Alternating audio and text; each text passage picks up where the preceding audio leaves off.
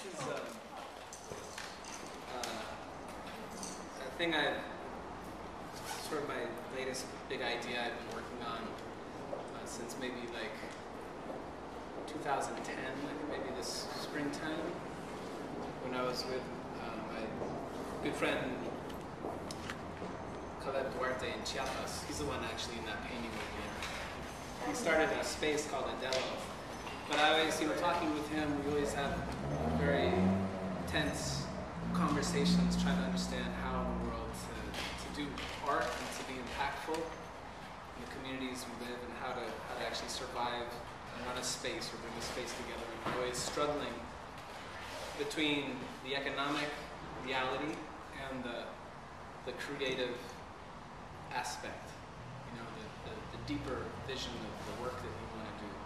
And there's a huge tension between them, because pretty consistently everything you have to do to sustain yourself economically, find a way to pay the bills. If you have a space, you have to pay rent. You have to find something you can sell, whether it's a ticket or a painting, or you have to do fundraisers, or it's money. Because landlords need money. People work for you if you need to pay for different services, or you need a web designer.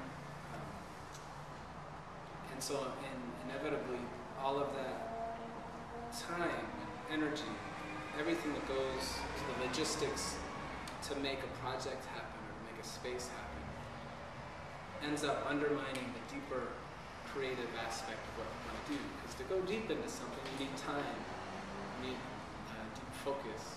It's like, I always try to understand things in personal terms, like in relationships. For instance, you think one-to-one with somebody, how deep can you go in that relationship if you never spend length of time together? It's just here for a half hour here, a half hour there, or you're scattered, and it's oftentimes a little bit like that with trying to balance between art and the business of art. We're doing art and community organizing, trying to sustain community spaces. And so, I started the Red Poppy Art House in 2003. Later that same year, came up with the idea of creating this thing that came to be the MAP, Mission Arts and Performance Project. It was originally the Mission Arts Party, 1P, and we tried to realign the focus because it was too much of a party. We wanted to lose sight of the art. But essentially starting a place without any funding.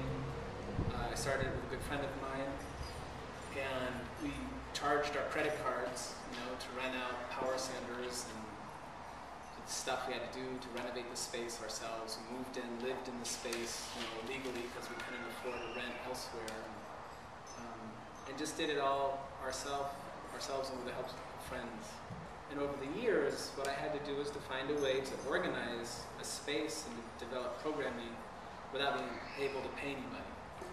Because I myself wasn't getting paid in any way. I was living in the space, so just whatever money could come in to sustain the rent and make sure I can get a taco and buy a bottle of gin, that'd be okay. But over the years, it grew and it grew and it grew to where, now the Red Poppy Art House has probably a staff, what we call staff, of about maybe 20 to 25 people. The majority are entirely volunteer, and only a small group get a stipend, a monthly stipend, but there's nobody salaried. So I still know somebody's trying to find this place. There's only a small group that's stipend. And so what I did in that process was how to take, what would be like full-time positions or part-time positions, and then to break them into these quarter-time, eighth-time, 16th, like measurements. You can break it down, break it down, break it down, and to find different roles that people can come into and commit to. Where the role, it needs, clarity is always a struggle. You need to make something clear, a clear role, and so that it's a clear commitment for an amount of time that is comfortable for that person, so that they feel good over the long term. Because somebody giving too much in the short term burns them out and they're going to leave. But if somebody gives their time and they feel like they get a lot back, well then they're going to stay involved because they're like, yeah, I'm giving my time, but I'm getting so much out of it, and they might work a full-time job and do that. So I'm just sort of giving a little background as to how this new version came about. Does that make sense so far? Outside of that 20 to 25 people at the Poppy, there's a larger pool of volunteers that have non-committal kind of arrangements. You know, they'll come and work the door or the counter at a show, but they can kind of do it when they feel like it. They can do it once a year. So, you know, Soel has worked many times at the Poppy. Samina comes, also has the green thumb doing things there. Nancy's been a very sort of like lead kind of volunteer in a sense of assisting and also helping to keep the bar stocked. But there's a huge pool of, maybe like 175 people or something on a list that don't have a commitment. But of that 20 and the 25, what we ask is that you're committed. If you say you're going to do something, you're going to do it, you're going to do it by that date, you're going to do it consistently over time. And that's what we call staff, people that make that commitment, whether they're paid or not paid. So, for myself, trying to understand how to organize when you don't have a lot of funding. My experience in the art house over the years was